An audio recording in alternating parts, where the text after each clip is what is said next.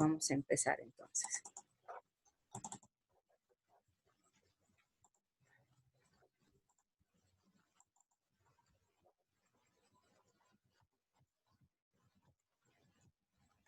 El tema del día de hoy es el Estado civil y vamos a decir que el Estado civil es un hecho jurídico complejo que está constituido por varios hechos jurídicos y que van a acompañarnos desde el nacimiento, se van a modificar, se podrán conservar y también se podrán extinguir. Para referirnos al Estado civil nos vamos a remontar a lo que era, cómo lo conceptualizaban los romanos, ¿no? Y ellos consideraban al Estado civil como un estatus que hacía referencia a que el hombre, para ser considerado persona, tenía que cumplir 3 requisitos, ¿no? Status libertatis, esta persona tenía que ser libre; status civitatis, que significa que debería ser ciudadano romano, gozar del ius civili; y status familia, ¿no? Que tenía que ser jefe de familia. Si faltaba uno de estos requisitos, entonces se destruía esa personalidad de las personas. Es por eso que los extranjeros y los esclavos no gozaban de ese estatus, de ese estado civil. Y el estado civil lo podemos conceptualizar como que determina la posición de la persona dentro de la familia y dentro de la sociedad. ¿Cuál es la posición que está ocupando esa persona? ¿Qué estatus está ostentando dentro de la familia y dentro de la sociedad? Existen varios conceptos sobre el estado civil, ¿no? Manuel Osorio nos dice que es la condición del individuo dentro del orden jurídico que influye en sus facultades, capacidad y obligaciones jurídicas. Condición del individuo dentro del orden jurídico. Masop nos dice que es la situación jurídica de la persona. Existen factores en el estado civil como la calidad de nacional o extranjero, la edad, la condición de casado, soltero, viudo, divorciado, la de hijo o la de padre. Las que más conocemos nosotros en nuestra vida cotidiana, cuando escuchamos la palabra estado civil, se nos viene a la cabeza, ¿no? Que está casado, que está soltero, que está viudo, que está divorciado. Pero el estado civil también está relacionado con el ser un boliviano, un extranjero, y lo que ostentamos ante la sociedad, ser padre, ser hijo. Vamos a ver diversos estados jurídicos en las personas, ¿no? El estado político. El artículo 14 de la Constitución Política del Estado reconoce las capacidades de las personas, ¿no? Ese derecho de la personalidad que tenemos tanto los nacionales como los extranjeros, y esas capacidades jurídicas que también las tenemos. Pero por el Estado político, las personas extranjeras en ciertos casos se encuentran restringidas respecto al ejercicio de esos derechos subjetivos, ¿no? Por el mismo hecho de ser extranjeros. En el artículo 262 de la Constitución Política del Estado nos habla de las zonas fronterizas y nos dice que dentro de los 50 kilómetros cuadrados de frontera, los extranjeros no podrán adquirir o no podrán ser propietarios ni tampoco poseedores de una propiedad, ¿no? Sea de forma directa o a través de particular o social, no podrán adquirirlas porque les está poniendo restricciones a ese derecho subjetivo. Esto en cuanto al estado político. Y el estado individual son causas físicas que influyen en el derecho de las personas. ¿A qué se refiere ese estado individual? A que por la edad las personas van a estar restringidas, ya sea en su capacidad de obrar, ¿no? Los menores de edad van a tener una capacidad jurídica que la adquirimos por el solo hecho de existir. Vamos a estar representados por nuestros padres si somos menores de edad. Una vez que adquiramos esa mayoría de edad, que la adquirimos a los 18 años en Bolivia, recién podremos ejercer esa capacidad de obrar. El estado individual se refiere a eso, a que por la edad hay ciertas cosas que no podemos realizar, ¿no? Nuestra capacidad de obrar está restringida. Vamos a ser menores de edad o vamos a ser mayores de edad. Y el estado de la familia o estado civil, que es el estado civil propiamente dicho, esto es muy importante porque a través de este estado civil existen ciertas capacidades que podemos ejercer o incapacidades. Por ejemplo, la compra y venta, realizar un contrato de compra-venta entre esposos está prohibido. Aquí el Estado civil es el que restringe ese derecho subjetivo de ser propietarios. Mi esposo no me puede vender su vehículo. Está expresamente prohibido por la ley. Está restringiendo ese derecho subjetivo que tengo a ser propietario por el Estado civil, ¿no? En el caso también de que una casa o un vehículo esté dentro de la comunidad ganancial, una de las partes que adquiera una deuda no podrá afectar el 50% de la otra parte que no ha suscrito ese contrato de préstamo de dinero o que no ha suscrito ese contrato de venta, ¿no? Solamente la pareja o la parte que suscriba podrá obligarse y tendrá que responder por las obligaciones que está adquiriendo. Y esta restricción también es a causa del estado civil de la persona. A eso se refiere con estado civil o estado de familia. Los orígenes del Estado civil. Raúl Romero nos dice que hay 3 orígenes del Estado civil: la ley, los hechos ajenos a la voluntad de las personas y la voluntad conveniente de la persona. La ley, en el artículo 160, nos habla del matrimonio, que el matrimonio se va a aprobar por el certificado de matrimonio, ¿no? Que lo va a expedir el oficial de registro civil. Aquí la ley lo está expresando, ¿no? Está diciendo cómo se va a aprobar el matrimonio. Hechos ajenos a la voluntad de las personas. La muerte va a traer un cambio en el estado de el estado civil. La persona va a quedar con ese estado civil de casado, va a pasar a ser viudo.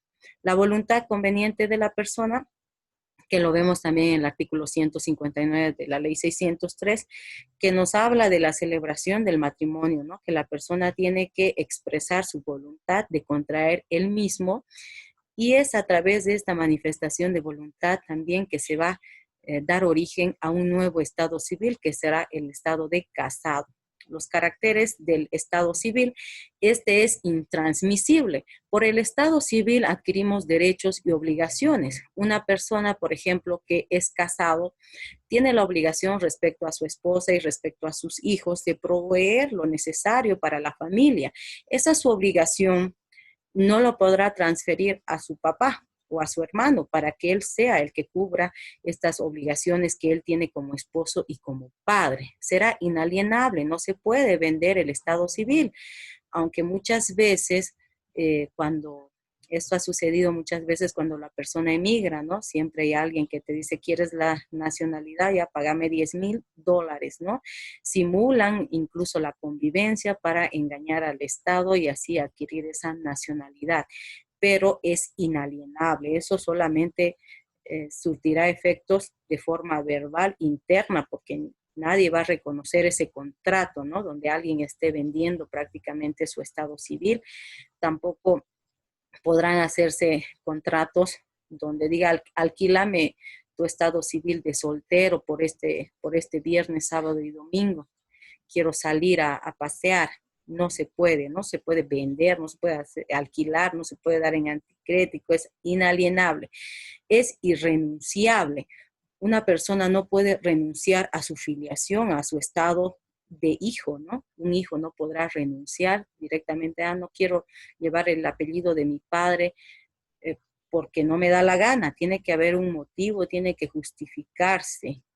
Por eso es irrenunciable. A simple voluntad esto no surtirá efectos, porque ese estatus que tiene de hijo lo perseguirá, ¿no? Y si acaso quisiera hacer eso, tiene que probarlo en una demanda judicial, como ya lo hemos analizado anteriormente. Este es imprescriptible.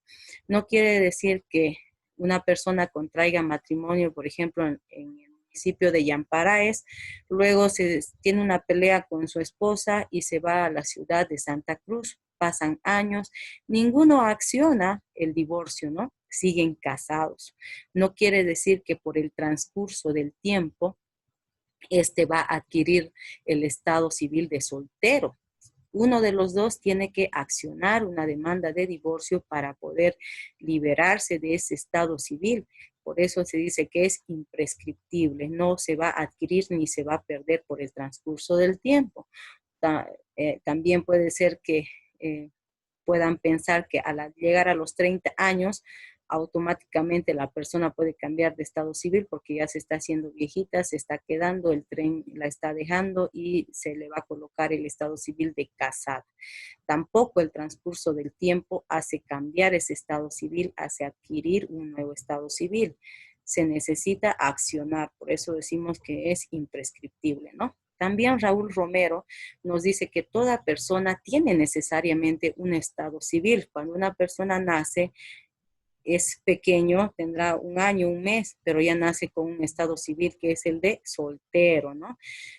Nos persigue ese estado civil soltero, es un menor de edad, tiene la nacionalidad boliviana, porque como ya les dije, no solamente se refiere el estado civil a soltero, casado, viudo, divorciado, sino también a la edad, sino también a la nacionalidad, abarca también eso, al estatus de hijo, de padre, y también decimos que ese estado civil es indivisible, ¿no? No se puede dividir, lo persigue a la persona al igual que el nombre. Es de orden público, sí, le importa al Estado precautelar ese estado civil. Por ejemplo, el artículo 69 del Código Civil, les voy a leer de la ley 603, nos habla de la bigamia o múltiples uniones libres.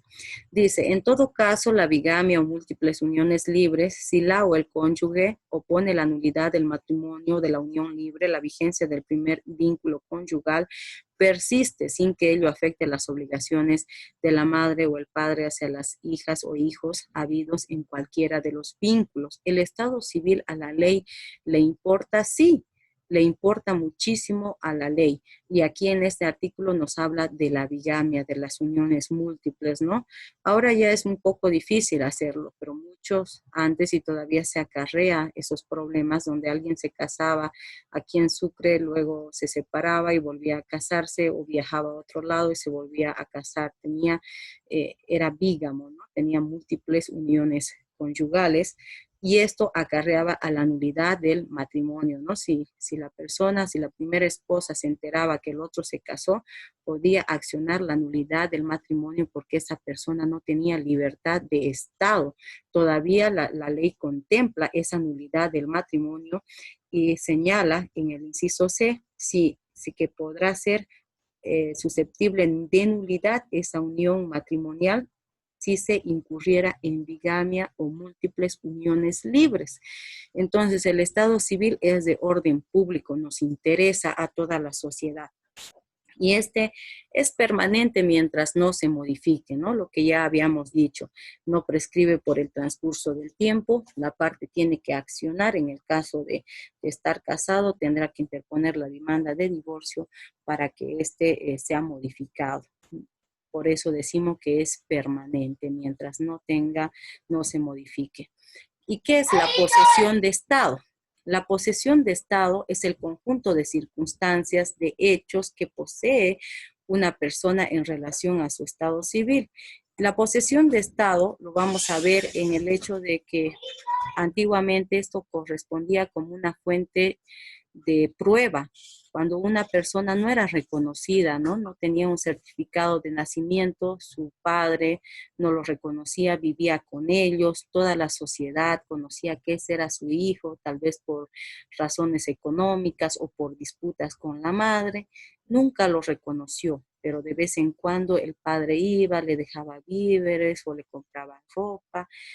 ¿Qué demostraba esa persona con su accionar? Que tenía esa calidad, ¿no? Ese estatus de hijo.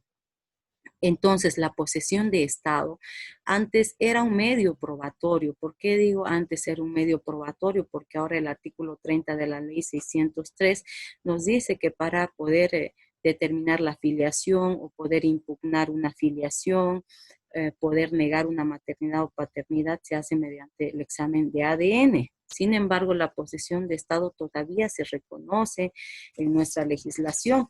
Así tenemos que en las uniones libres, por ejemplo, puede suceder que las personas viven durante 10, 20 años, pero nunca contrajeron matrimonio. vivían, tenían una relación estable, singular, no tenían múltiples parejas, convivían juntos, han tenido hijos, pero nunca se casaron. La gente pensaba que eran esposos legalmente y fallece uno de ellos. ¿Qué tendrá que pedir esta persona? Tendrá que pedir una demanda de comprobación de unión libre, ¿no? Y tendrá que demostrar ese trato conyugal que lo encontramos en el artículo 161 de la ley 603 que dice, ¿no? El trato conyugal se determina por un complejo de factores que hacen suponer la existencia del vínculo matrimonial o la unión libre, principalmente por los hechos siguientes: la vida en común pacífica, respetuosa y sin violencia, que ambos sean reconocidos como cónyuges por la familia y la sociedad. El trato conyugal continuo que concuerde con el tiempo transcurrido desde la celebración del matrimonio subsana los defectos formales de la celebración. Vale decir que ese trato conyugal puede llegar al final a una celebración del matrimonio y si ha habido errores anteriores en la convivencia, es decir, no ha habido continuidad, se separaban, otra vez se abuenaban, otra vez se iban, y finalmente con el matrimonio se va a subsanar todos esos errores que tal vez hayan tenido en la unión libre. Pero el trato conyugal aquí, como les estoy poniendo ese ejemplo, esa posición de Estado, lo que se está demostrando, esas circunstancias de hecho que poseen valor de derecho en relación al Estado civil, se traduce en eso, ¿no? La posesión de Estado, ¿qué está demostrando? Viven juntos, se tratan como esposos, todos saben que ellos han vivido en la misma casa, que han tenido hijos. Esa es la posesión de Estado que antes se utilizaba mucho también para el tema de reconocimiento de los hijos, ¿no? Para establecer la filiación de los hijos. La anterior vez escuchaba un caso en el Facebook, porque ahí salen historias, ¿no? Donde un señor decía que él, cuando empezó a tener uso de razón, dice que se daba cuenta que no iba a la escuela. Su mamá tenía múltiples parejas, ¿no? Y se vivía con uno, luego se vivía con otro. No tenía certificado de nacimiento, no tenía identidad y no podía asistir a la escuela. Entonces, por uno de sus convivientes de su madre al final le reconoce y él va a la escuela, ¿no? Aunque de grande, pero termina yendo. Y esta señora siempre esquivaba las preguntas, ¿no? Cuando le decía si tenía tíos, si tenía primos, siempre esquivaba las preguntas, pero en su lecho de muerte, esta señora le confiesa a su vecina que en realidad ese niño no era su hijo, no era su hijo y que se lo había robado, ¿no? En este caso, todos los años que esta persona vivió junto hasta a su supuesta madre, los años que vivió con ella, él creyó que era su madre, ¿no? Y donde vivían, donde iban, siempre lo presentaba como su hijo y él la reconocía como madre, ¿no? Él tenía esa posesión de estado de hijo.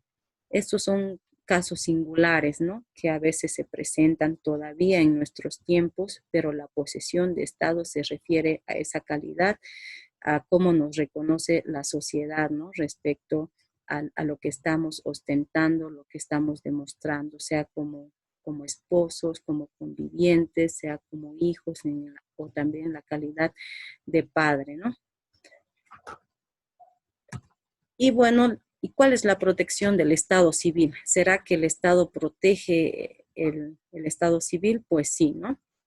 Tenemos en el caso de las acciones de reclamación o reconocimiento de Estado, el reconocimiento de la unión libre o de hecho, ¿no? En el caso es que les he colocado, fallece la persona y esta persona que ha quedado en la calidad ahora de disque viuda porque no había un certificado de matrimonio, tendrá que accionar ese reconocimiento de la unión libre para poder acceder a la sucesión hereditaria, ¿no? Porque si no, puede ser que otra persona que tenga un matrimonio con él pueda acceder a estos bienes. Entonces, es importante que se demuestre que ella es una heredera forzosa también a través de ese reconocimiento de la unión libre o de hecho. Y las acciones de desconocimiento de Estado. Si una persona se casa con una persona que no tiene libertad de Estado, sino que ya es casado con otra, esto se puede accionar mediante una nulidad de matrimonio, ¿no? Porque está ostentando un estado que no le corresponde.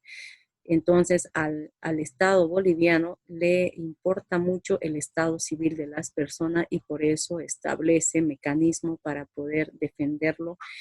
Y también tenemos acciones de modificación del Estado, ¿no? El Estado civil se modifica, ya hemos dicho, siempre que se accione el mismo. Si una persona quiere salir de esa vida conyugal, salir de ese estado civil de casado, tendrá que accionar el divorcio. A eso se refiere de los mecanismos de protección del Estado, ¿no? Podrán hacerse acciones de reclamación o reconocimiento de Estado, acciones de desconocimiento de Estado, acciones de modificación de Estado. Hemos terminado el tema del día de hoy. Voy a dar